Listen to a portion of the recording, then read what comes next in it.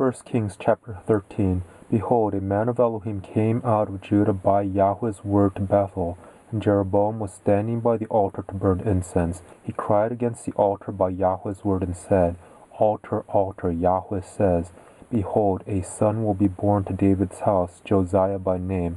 On you he will sacrifice the priests of the high places who burn incense on you, and they will burn men's bones on you. He gave a sign the same day, saying, This is the sign which Yahweh has spoken. Behold, the altar will be split apart, and the ashes that are on it will be poured out. When the king heard the saying of the man of Elohim which he cried against the altar in Bethel, Jeroboam put out his hand from the altar, saying, Seize him. His hand which he put out against him dried up, so that he could not draw it back again to himself. The altar also split apart, and the ashes poured out from the altar according to the sign which the man of Elohim had given by Yahweh's word.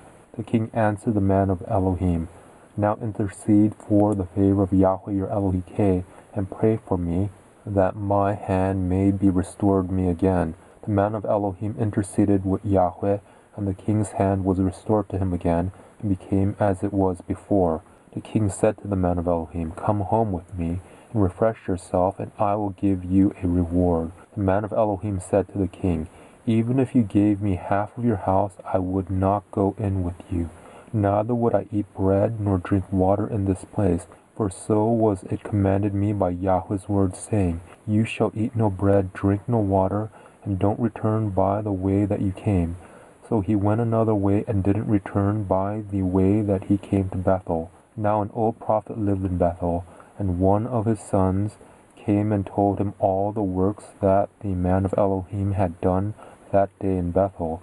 They also told their father the words which he had spoken to the king. Their father said to them, Which way did he go?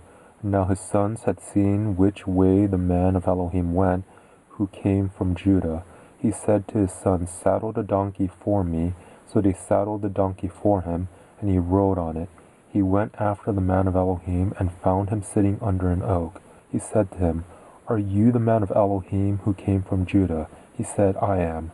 Then he said to him, Come home with me, and eat bread. He said, I may not return with you, nor go in with you. I will not eat bread or drink water with you in this place. For it was said to me by Yahweh's word, You shall eat no bread or drink water there, and don't turn again to go by the way that you came. He said to him, I also am a prophet as you are. And an angel spoke to me by Yahweh's word, saying, Bring him back with you into your house, that he may eat bread and drink water. He lied to him. So he went back with him, ate bread in his house, and drank water. As they sat at the table, Yahweh's word came to the prophet who brought him back.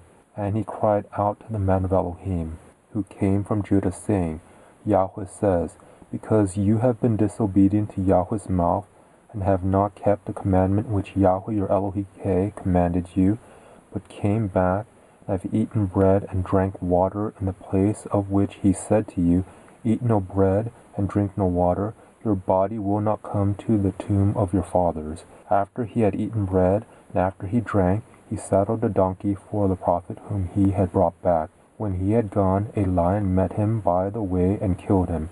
His body was thrown on the path, and the donkey stood by it. The lion also stood by the body.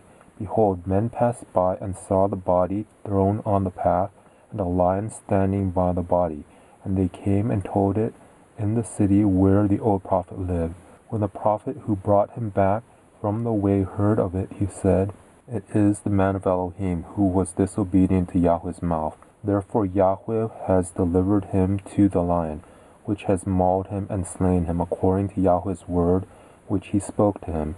He said to his sons, saying, Saddle the donkey for me, and they saddled it.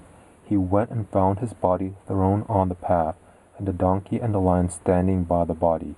The lion had not eaten the body, nor mauled the donkey. The prophet took up the body of the man of Elohim, and laid it on the donkey, and brought it back. He came to the city of the old prophet to mourn and to bury him.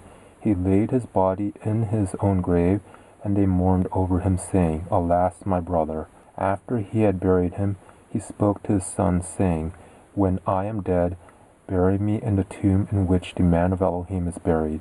Lay my bones beside his bones. For the saying which he cried by Yahweh's word against the altar in Bethel, and against all the houses of the high places which are in the cities of Samaria, will surely happen. After this thing Jeroboam didn't return from his evil way, but again made priests of the high places from among all the people, whoever wanted to. He consecrated him, that there might be priests of the high places. This thing became sin to the house of Jeroboam, even to cut it off, and to destroy it from off the surface of the earth.